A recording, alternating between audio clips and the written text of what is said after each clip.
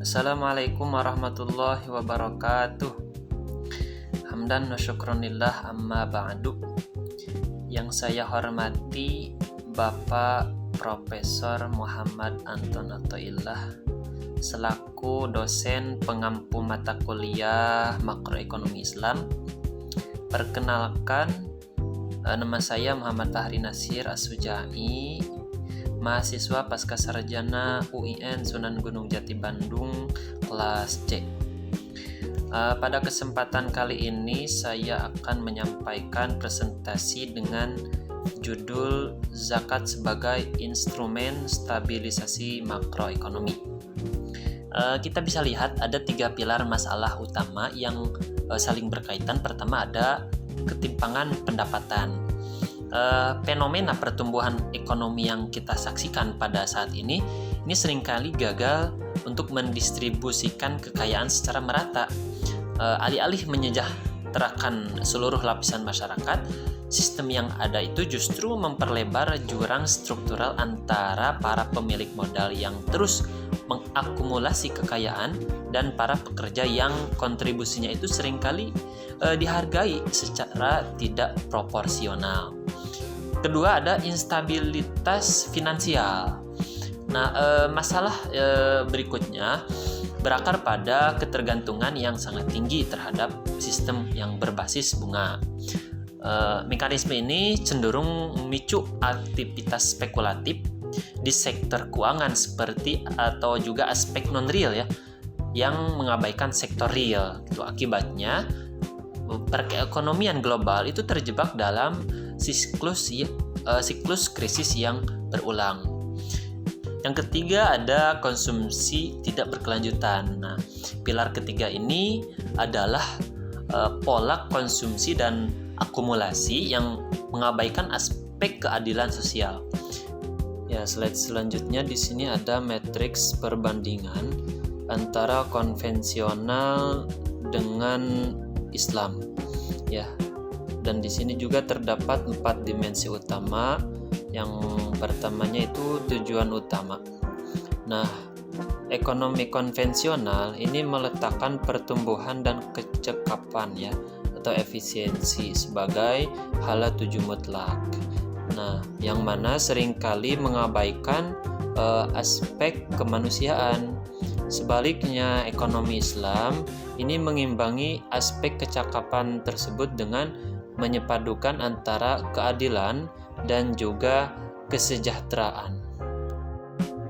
Lalu mekanisme finansial. Berbeda dengan tujuan utama tadi. Di sini mekanisme finansial ini sistem konvensionalnya itu sangat bergantung pada sistem yang berasaskan paedah atau bunga yang secara semulanya itu jadi merangsang spekulasi dan memindahkan risiko kepada sebelah pihak saja. Berbeda dengan sistem Islam, di sini transaksinya itu dibina atas prinsip risiko melalui kontrak seperti mudharabah atau musyarakah dan juga keuntungan. Ini sekalipun mewujudkan keadilan moral dalam aktiviti perniagaan. Yang ketiganya ada pandangan kekayaan. Dari segi kepengurusan harta, sistem konvensional ini cenderung membenarkan pengumpulan kekayaan di peringkat atas saja. Berbeda dengan prinsip Islam, kekayaannya itu dipandang sebagai amanah yang mesti mengalir. Contohnya melalui instrumen seperti zakat, infak, dan yang lainnya. Terakhir ada stabilitas sistemik. Ini impact daripada perbedaan dapat dilihat pada kestabilan sistem secara keseluruhan. Ekonomi konvensional ini sangat rentan sekali pada kitaran siklus krisis boom-bust, yaitu fase perkembangan ekonomi yang mendadak. Sebaliknya, dalam ekonomi Islam ini wajib disandarkan pada aset sektorial dan bebas daripada unsur spekulasi yang melampaui antara gharar dan maisir gini. Selanjutnya, fondasi arsitektur ekonomi Islam. Nah, slide ini menggambarkan sebuah bangunan arsitektur yang kokoh di mana lumbung utamanya itu adalah keseimbangan ekonomi makro. Nah, tiang panjang utama yang menjadi paksi kekuatan ekonomi Islam itu kesatu ada pelarangan riba. Tiang pertama yang sangat kritikal ini ialah pengharaman riba.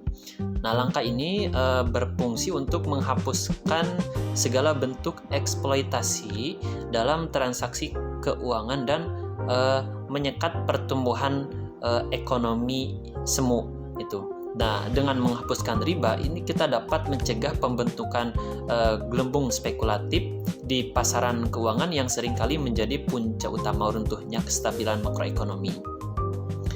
Yang kedua ialah prinsip pembagian risiko.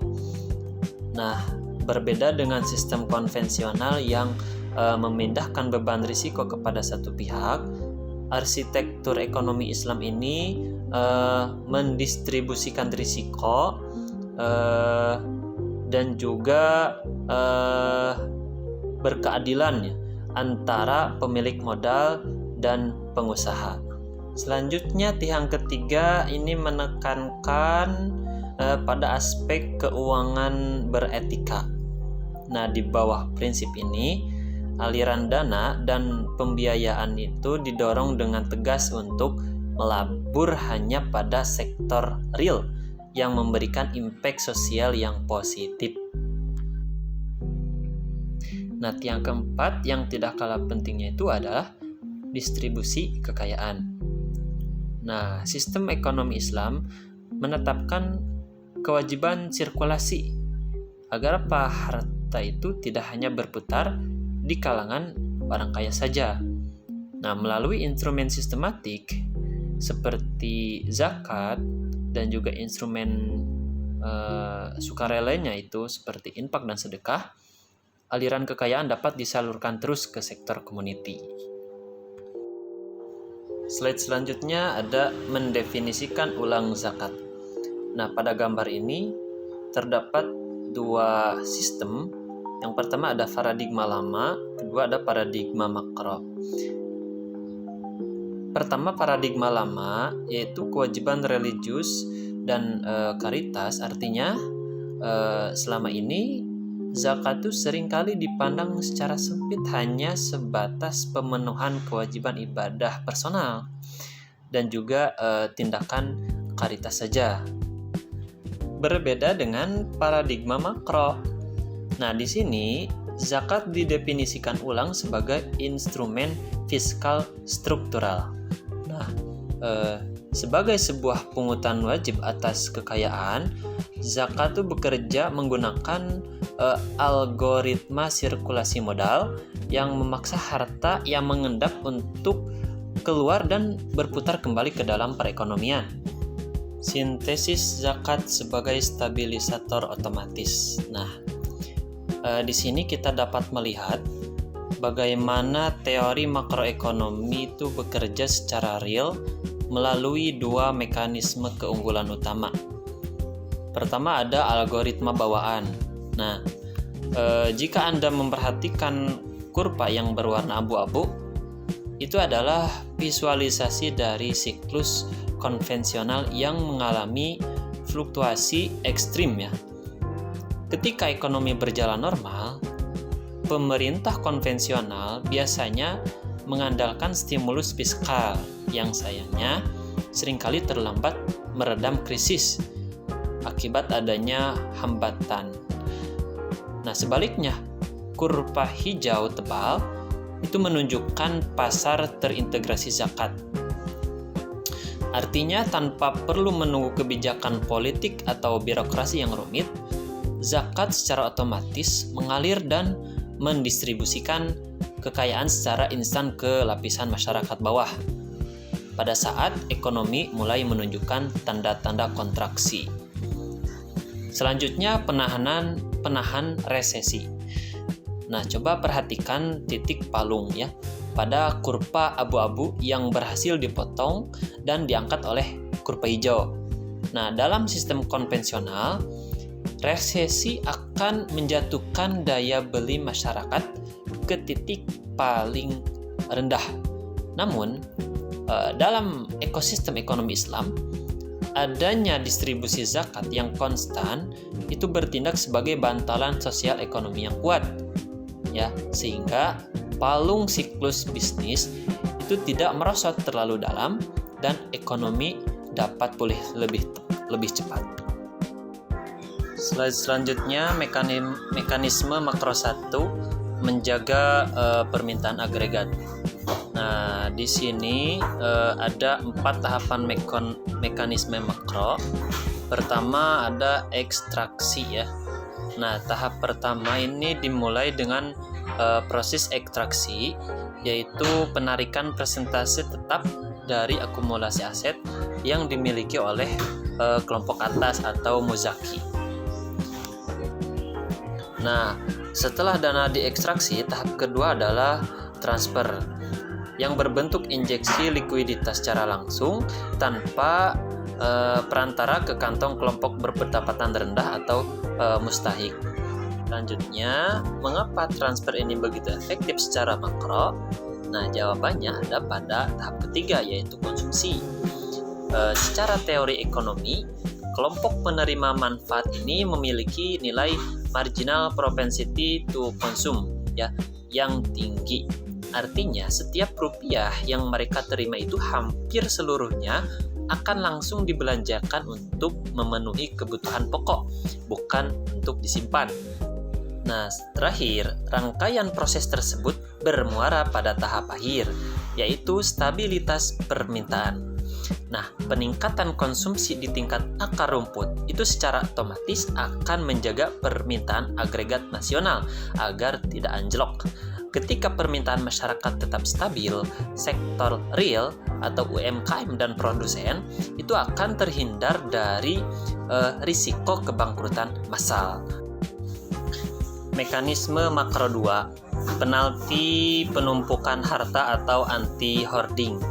Nah, di sini dapat dipahami bagaimana instrumen zakat berfungsi sebagai disinsentif bagi penimbunan modal sekaligus mesin penggerak investasi produktif. Nah, ada biaya aset pasifnya di sebelah kiri yang menggambarkan fenomena aset menganggur. Dalam sistem ekonomi makro konvensional, pemilik modal seringkali memilih untuk menimbun kekayaan mereka dalam bentuk aset pasif atau instrumen keuangan spekulatif jika kondisi pasar itu dinilai kurang menguntungkan. Selanjutnya di sisi kanan ada katalis investasi.